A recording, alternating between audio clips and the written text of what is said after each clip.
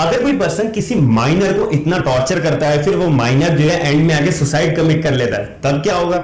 अगर कोई बंदा किसी दूसरे को टॉर्चर करता है, फिर वो पर्सन जो है वो सुसाइड कमिट कर ले, तब क्या होगा? और वो पर्सन मेजर है। या फिर अगर कोई पर्सन अटेम्प्ट करता है किसी का मर्डर करने की, तब क्या होगा? या फिर अगर कोई कल्पेबल होमोसाइड करने की अटेम्प्ट करता है, तब क्या होगा? तो आज हम इस वीडियो के अंदर इन सारे टॉपिक्स के रिगार्डिंग ही समझेंगे। मेरा नाम है आयुष, आप देख रहे हैं स्मार्ट एंड लीगल गाइडेंस।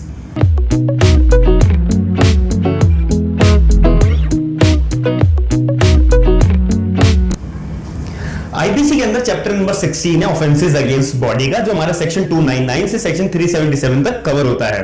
तो आज हम इस वीडियो के अंदर सेक्शन 305, 306, 307 और 308 को कवर करेंगे। सबसे पहले बात आती है सेक्शन 305 की, अबेटमेंट बाय सुसाइड। अबेटमेंट मतलब किसी काम के लिए मदद करना, कोई क्राइम को कमिट करने के लिए मदद करना या सक्सेसफुल बनाने के लिए मदद करना, अबेटमेंट। तो जो बंदा ऐसा काम करता है उसको अबेटर के तौर पर बोला जाता है। तो सेक्शन 305 के अंदर बात करी हुई है अबेटमेंट बाय सुसाइड। अब इस सेक्शन 305 के अंदर सिर्फ दो बंदे कवर होते हैं, एक तो माइनर और एक अनसाउंड माइंड। जो इनसेन बंदे होते हैं, जिनकी माइंड की स्टेबिलिटी जो है सही नहीं होती है, वो अनस्टेबल होती है, उन पर्सन को इस सेक्शन के अंदर कवर करेंगे, सिर्फ माइनर को और इनसेन बंदों को। तो अबेटमेंट बाय सुसाइड मैंने कि पहले पॉइंट बताया था, माइनर या इनसेन बंदों को ही कवर करेंगे। दूसरी बात, when any person creates circumstances on which other person to do suicide. अगर एक पर्सन ने माइनर के ऊपर या इनसेन के ऊपर ऐसी सर्कमस्टांसेस बना दी, एंड में अगर वो माइनर जो बच्चा था या फिर कोई इनसेन पर्सन था, उसने सुसाइड कमिट कर लिया, तब जिसने ऐसी सर्कमस्टांसेस बनाई है उसके ऊपर कोई चार्ज तो लगना चाहिए। तो चार्ज सेक्शन 305 के ऊपर लगेगा। जैसे कि एग्जांपल, एक टीचर है जो पढ़ाता है अपने बच्चों को। टीचर ने एक बच्चे को रोज टॉर्चर करता था कि तुम अपनी लाइफ में कुछ नहीं कर पाओगे या तुमने गलत करा है, इंटेंशनली, कि उस बंदे को जो है परेशानी हो, उस बच्चे को परेशानी हो। अगर टीचर ऐसा कोई भी सर्कमस्टांसेस पैदा करता है जिससे कि रोज एक बच्चे को टॉर्चर करने के बाद बेफिजूली में या फिर इंटेंशनली कि उस बच्चे को परेशानी हो, वो रोज परेशान हो, ऐसी अगर सर्कमस्टांसेस आती है, फिर वो बच्चा एंड में आके सुसाइड कमिट कर लेता है, तो सेक्शन 305 को चार्ज लेगा टीचर के ऊपर कि उस टीचर ने ऐसी सर्कमस्टांसेस पैदा करी है उस बच्चे के ऊपर। तो एक आपका एक नॉर्मल एग्जांपल हो गया। अब उस टीचर को पनिशमेंट कितनी मिलेगी, या फिर ऐसा कोई भी बंदा ऐसा सर्कमस्टांसेस पैदा करता है तो उसके ऊपर सजा कितनी मिलेगी? सजा मिलेगी या तो लाइफ इंप्रिजनमेंट, या तो उम्र कैद तक की सजा मिलेगी, या फिर 10 साल की सजा मिलेगी और साथ में फाइन। जितना कोर्ट सक्षम समझता है कि इस बंदे के ऊपर इतना चार्ज लगाना सही होगा, तो कोर्ट उतना चार्ज उस पर्सन के ऊपर लगाएगा। अब इसके ऊपर जो है सिर्फ ये सेक्शन 305 किन पे अप्लाई होगा? जो 18 साल की नीचे उम्र की है, तो उनके ऊपर अप्लाई होगा। या फिर जो इंटॉक्सिकेंट पर्सन है, जो अब जिनकी माइंड स्टेबिलिटी ठीक नहीं है, उनके ऊपर सेक्शन 305 एप्लीकेबल होगा। अब दूसरी बात आती है सेक्शन 306 की, अबेटमेंट बाय सुसाइड। जो मेजर है या फिर जो साउंड माइंड है, जो 18 साल से कम उम्र के और जिनकी माइंड की स्टेबिलिटी बिल्कुल सही है, अब उनके ऊपर भी तो कोई एक ऐसा सेक्शन पर्टिकुलर बनाना चाहिए, तो इसीलिए ऐसा सेक्शन बनाया है। तो किन बंदों पे? या तो कोई मेजर हो या फिर कोई साउंड माइंड हो, पहली बात। दूसरी बात, when any person creates a circumstances in which that person has committed suicide। तो इस केस के अंदर भी यही मतलब हुआ कि अगर एक बंदे ने ऐसी सर्कमस्टांसेस बनाई हैं जिसमें वो बंदा रोज टॉर्चर करता था और बंदे ने एंड में आके जो टॉर्चर होता था उसने सुसाइड कमिट कर ली, अब जिसने ऐसी सर्कमस्टांसेस बनाई उसके ऊपर कोई तो सजा लगनी चाहिए, सेक्शन 306 का चार्ज बनेगा। आप कोई भी एग्जांपल बना सकते हैं। एक पर्सन अपने दूसरे बंदे पर्सन को रोज परेशान करता था, रोज टॉर्चर करता था, ऐसा टॉर्चर करता था या धमकी देता था या कोई भी ब्लैकमेलिंग करता था, एंड में आकर उस बंदे ने सुसाइड कमिट कर ली। तो जिसने ऐसी सर्कमस्टांसेस बनाई है, जिसने ब्लैकमेलिंग करी है, उसके ऊपर कोई तो चार्ज लगेगा, सेक्शन 306 का चार्ज लगेगा। कितनी पनिशमेंट मिलेगी? या तो 10 ईयर्स तक की और साथ में फाइन, 10 साल तक की सजा मिलेगी और साथ में फाइन। अब इसके अंदर सजा कम क्यों है? लाइफ तक इंप्रिजनमेंट तक क्यों नहीं सजा दे रखी है? अब इसमें सजा इसलिए कम है क्योंकि यहाँ पे बच्चे की बात आ रही है, माइनर के लिए थोड़ी ज्यादा सजा मिलनी चाहिए, इसीलिए यहाँ पे सजा ज्यादा है सेक्शन 305 के और 306 के अंदर थोड़ी कम है। कम इन द सेंस 10 साल तक की सजा और साथ में फाइन। अब इसके अंदर अब होने चाहिए 18 साल की उम्र से ज्यादा होने चाहिए और साउंड माइंड, जिनकी माइंड की स्टेबिलिटी बिल्कुल परफेक्ट हो, ऐसे बंदे इस सेक्शन के अंदर कवर होते हैं। ये दो बातें आपको कवर होगी। तीसरी बात, section 307 attempt to commit murder. Section 307 के अंदर अटेम्प्ट टू कमिट मर्डर। अब मर्डर और कल्पेबल होमोसाइड का बीच का डिफरेंस का बहुत लोगों को डाउट होता है कि मर्डर कब हुआ है, कब मानेंगे, या कल्पेबल होमोसाइड कब मानेंगे। तो आप इस वीडियो को जरूर जरूर देखिएगा और इससे आपको बिल्कुल क्लियरिटी हो जाएगी कि मर्डर कब होगा और कल्पेबल होमोसाइड कब होगा। अगर कोई भी पर्सन जो है मर्डर करने का अटेम्प्ट करता है, मर्डर कमिट नहीं करा तो जिस पे अटेम्प्ट करा होता है वो बच जाता है। तो ऐसे केस के अंदर मर्डर तो पूरा कंप्लीट एक्ट तो हुआ नहीं, मर्डर तो हुआ नहीं। अगर मर्डर हुआ तो 302 का चार्ज लगाते। अब मर्डर नहीं हुआ, अटेम्प्ट करा है सिर्फ, वो बच गया। एक बंदे ने फायर करा और इस इंटेंशन बंदे को मार दूंगा सामने, गन से फायर कर और गन यहां से निकल गई। तो ऐसे केस के अंदर अटेम्प्ट हुआ है। अब इसके अंदर भी दो बातें आएंगी। सबसे कोई भी बंदे के ऊपर अगर मर्डर का अटेम्प्ट करते हो तो इस सेक्शन के अंदर कवर होगा।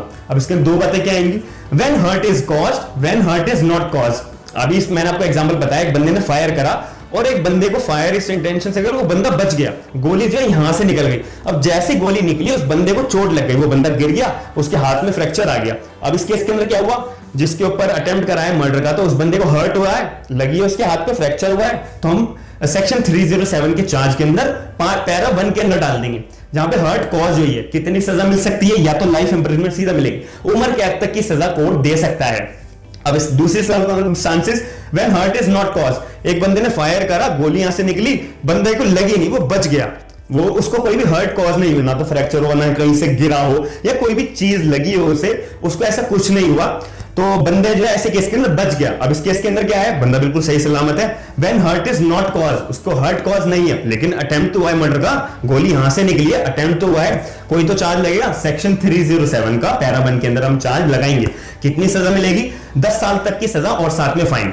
10 साल तक की जेल हो सकती है और साथ में फाइन, जितना कोर्ट सेक्शन समझता है इस बंदे के ऊपर चार्ज लगाने के लिए।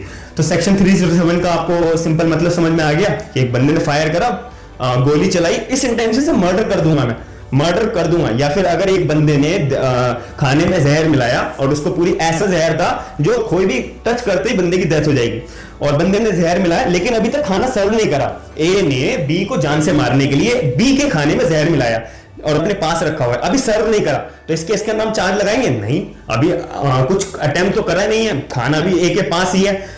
जैसे ही ए ने खाना बी के सर्वेंट को बोला कि ये खाना जो है बी को सर्व कर दो, अब जैसे सर्वेंट ने बी को खाना सर्व करा, उस केस के अंदर भी बी को एकदम शक हो गया कि ए ने जो है खाना में जहर मिलाया।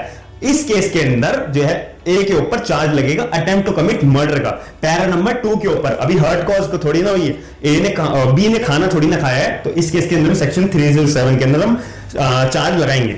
अब आखिरी सेक्शन इस वीडियो का section 308, attempt to commit culpable homicide. अब कल्पिएबल होमोसाइड का मतलब होता है सिंपल सा कि कोई बंदे के मन में इंटेंशन है कि मुझे जान से मारना है। अब जान से मारना है ऐसी इंटेंशन मन में है, लेकिन उसके मन में श्योरिटी नहीं है कि मैं किस इंटेंशन से मारूंगा, मैं सर पे डंडा मार के भी जान से मार दूंगा या फिर कुछ भी उसको हर्ट करके मार दूंगा। अब इसके अंदर एक बात आ जाती है कि बंदे की डेथ हो भी सकती है, नहीं भी, उसके मन में श्योरिटी नहीं है, बस इतना इंटेंशन श्योर है, इतनी नॉलेज है कि मैं इसको बंदे को जान से मारना चाहता हूं।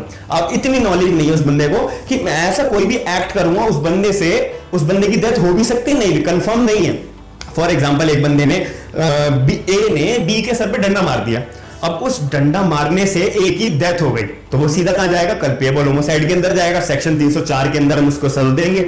अब बंदे ने सर पे डंडा मारा लेकिन बंदा मरा नहीं, बहुत ज्यादा उसे ग्रीवियस हर्ट हो गया, उसको बहुत जोर की चोट लगी है, तो इस केस के अंदर कल्पिएबल होमोसाइड का चार्ज तो लग नहीं सकता। अटेम्प्ट टू कल्पिएबल होमोसाइड का चार्ज के लिए तो हम ले जा सकते हैं सेक्शन 308 के अंदर पूरा प्रोविजन मेंशन है आईपीसी के 1860 में, तो इसीलिए ये सेक्शन बनाया था सेक्शन 308, जिसमें बोला था attempt to commit culpable homicide. अगर आपको और डिटेल में पढ़ना है तो आप मेरी वीडियो रेफर करिए जिसमें मर्डर और कल्पिएबल होमोसाइड का डिफरेंस मैंने बताया हुआ है। तो इस केस के अंदर भी दो सर्कमस्टेंसेस आई, व्हेन हर्ट इज कॉज और when hurt is not cause.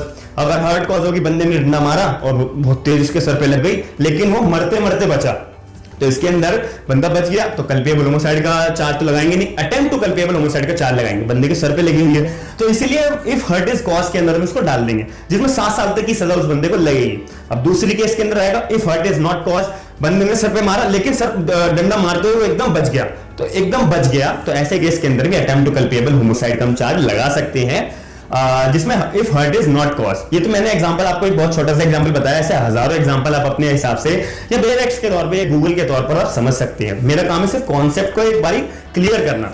तो if hurt is not cause के ऊपर हम इसके अंदर डाल सकते हैं, जिसमें 3 साल तक की सजा और साथ में फाइन कोर्ट लगा सकता है। मैक्सिमम 7 साल तक की, इससे ज्यादा नहीं ले सकती। 7 साल तक या उससे कम लगेगी, ऐसे 3 साल तक या उससे कम लगेगी, जितना कोर्ट के पास description. It is the description of the court जितना सक्षम समझता है इन चार्जेस के ऊपर सजा लगाने के लिए। मैं उम्मीद करता हूं कि आपको इस वीडियो के अंदर सेक्शन 305, सेक्शन 306, 307 और 308 बहुत अच्छे से क्लियरली समझ में आए होंगे। मैं उम्मीद करता हूं कि आप मेरी वीडियो को जो है शेयर करेंगे। तो मैं आशा करता हूं कि आप मेरे वीडियो को लाइक करेंगे, शेयर करेंगे और मेरे चैनल को सब्सक्राइब करके सपोर्ट करेंगे। थैंक यू, धन्यवाद।